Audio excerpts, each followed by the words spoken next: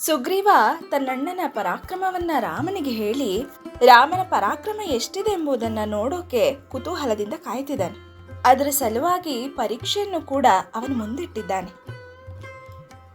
ದುಂದುಬಿಯ ಮೂಳೆಗಳನ್ನ ತೋರಿಸುತ್ತಾ ಸುಗ್ರೀವ ರಾಮನಿಗೆ ಹೇಳ್ತಾ ಇದ್ದಾನೆ, ನೋಡು ರಾಮ, ದುಂದುಬಿಯ ಮೂಳೆಗಳು ಹೇಗೆ ಇಲ್ಲಿ ಬಿದ್ದಿವೆ.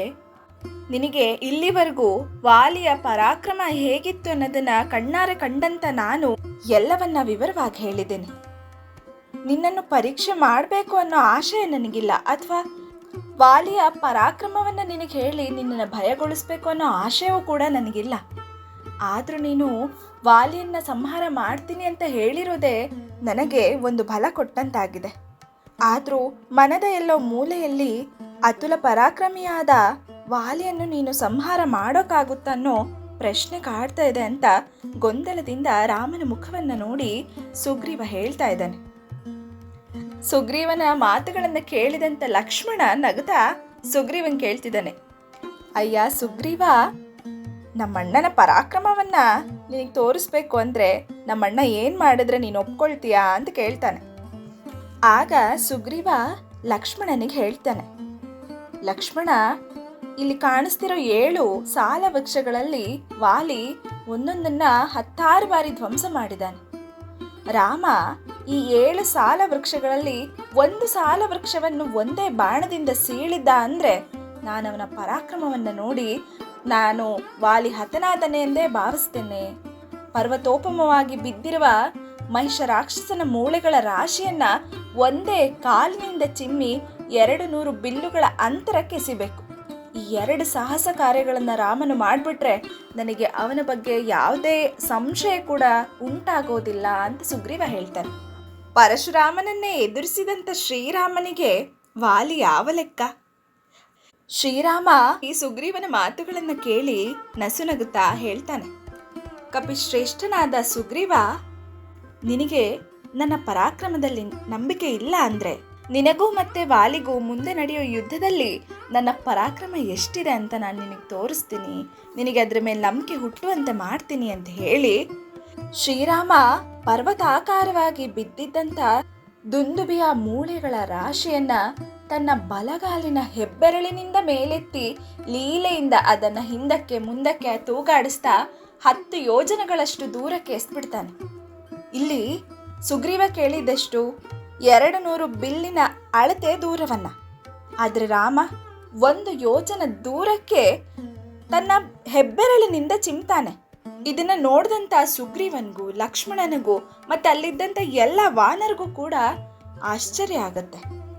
ಆದ್ರೂ ಸುಗ್ರೀವ ಮತ್ತೆ ರಾಘವನ್ಗೆ ಹೇಳ್ತಾನೆ, ರಾಘವ, ನಮ್ಮಣ್ಣ ದುಂದುಬಿಯನ್ನ ಇಲ್ಲಿ ಎಸ್ದಾಗ ಅವನ ಪರ್ವತೋಪಮವಾದ ದೇಹ ಹಸಿಯಾಗಿತ್ತು, ರಕ್ತ ಮಾಂಸಗಳಿಂದ ಕೂಡಿದ್ದಾಗಿತ್ತು. ಜೊತೆಗೆ ವಾಲಿಗೆ ಯುದ್ಧದ ಆಯಾಸವೂ ಕೂಡ ಆಗಿತ್ತು, ಜೊತೆಗೆ ಮತ್ತನಾಗಿದ್ದ.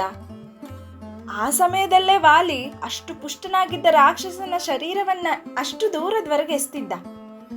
ಆದ್ರೆ ನೀನಿಲ್ಲಿ ಎಸ್ತಿದ್ದು ಮಾಂಸದಿಂದ ವಿಹೀನವಾಗಿರೋ ರಾಕ್ಷಸನ ಶರೀರದ ಒಣಗಿದ ಹುಲ್ಲಿನಂತಿರೋ ಮೂಳೆಗಳನ್ನ ಲೀಲಾಜಾಲವಾಗಿ ಎಸ್ತಿದ್ಯಾ.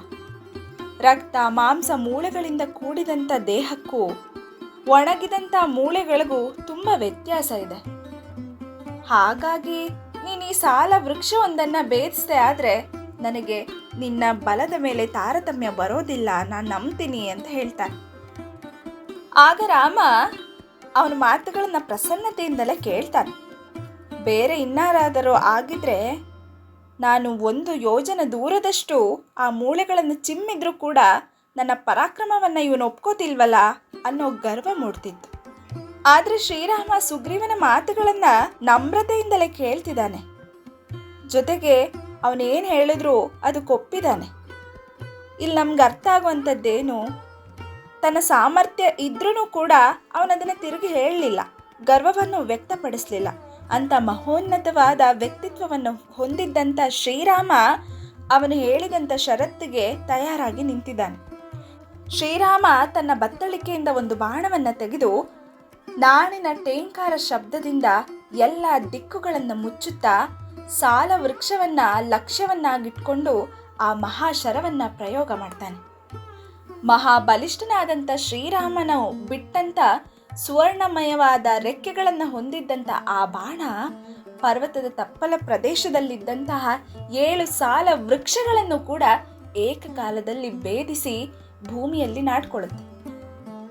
ಮಹಾವೇಗಯುಕ್ತವಾಗಿದ್ದಂಥ ಆ ಬಾಣ ಹಾಗೆ ಕ್ಷಣ ಮಾತ್ರದಲ್ಲಿ ಭೂಮಿಯನ್ನು ಭೇದಿಸಿಕೊಂಡು ಹೊರಗಡೆ ಬಂದು ಪುನಃ ಶ್ರೀರಾಮನ ಬತ್ತಳಿಕೆಯನ್ನ ಸೇರುತ್ತೆ. ಅವನ ಬಾಣದಿಂದ 7 ಸಾಲ ವೃಕ್ಷಗಳು ಏಕಕಾಲದಲ್ಲಿ ಕತ್ತರಿಸಲ್ಪಟ್ಟದ್ದನ್ನು ಕಂಡಂತ ವಾನರ ಶ್ರೇಷ್ಠನಾದ ಸುಗ್ರೀವ ಅತ್ಯಂತ ವಿಸ್ಮಿತನಾಗ್ತಾನೆ. ಸುಗ್ರೀವ ತನ್ನೆರಡು ಕೈಗಳನ್ನ ಮುಗಿದುಕೊಂಡು ಅವನಿಗೆ ತಲೆಬಾಗಿ ಶ್ರೀರಾಮನಿಗೆ ಅಡ್ಡ ಬೀಳ್ತಾನೆ. ಶ್ರೀರಾಮ ತೋರಿದಂಥ ಸಾಹಸ ಕಾರ್ಯದಿಂದ ಸುಗ್ರೀವ ಪರಮಹರ್ಷಿತನಾಗೋಗ್ಬಿಡ್ತಾನೆ. ಇನ್ನು ನನ್ನ ಎಲ್ಲ ತೊಂದರೆಗಳು ತೀರೇ ಹೋಯ್ತು ಅನ್ನೋ ಆನಂದ ತುಂದಿಲದಲ್ಲಿರ್ತಾನೆ. ಹಾಗೆ ಕೈ ಮುಗಿದುಕೊಂಡು ಸುಗ್ರೀವ ಶ್ರೀರಾಮನಿಗೆ ಹೇಳ್ತಿದ್ದಾನೆ, ಪ್ರಭು, ನೀನು ಇಂದ್ರ ಸಹಿತರಾದ ಸಕಲ ದೇವತೆಗಳನ್ನೇ ಸಂಹಾರ ಮಾಡೋಕೆ ಸಮರ್ಥನಾಗಿದ್ಯಾ. ಹೀಗಿರುವಾಗ ವಾಲಿ ವಿಷಯದಲ್ಲಿ ಹೇಳತಕ್ಕದ್ದೇನಿದೆ? 7 ಸಾಲ ವೃಕ್ಷಗಳನ್ನು ಕೂಡ ಏಕ ಮಾತ್ರದಲ್ಲಿ ಭೇದಿಸಿದ್ಯಾ. ನಿನ್ನಂತಹ ಮಹೇಂದ್ರ ವರುಣರಿಗೆ ಸಮಾನನಾದ ಗೆಳೆಯನನ್ನ ಪಡೆದಿದ್ದು ನನ್ನ ಪುಣ್ಯ. ಹಾಗಾಗಿ ನಡಿ, ಈಗಲೇ ಅಣ್ಣನ ರೂಪದಲ್ಲಿ ಪರಮಶತ್ರು ಆಗಿರುವ ವಾಲಿಯನ್ನು ಸಂಹರಿಸು ಅಂತ ಹೇಳ್ತಾನೆ. ಇಲ್ಲಿಗೆ ಕಿಷ್ಕಿಂಧ ಕಾಂಡದ 12ನೇ ಸರ್ಗ ಮುಗಿಯುತ್ತೆ.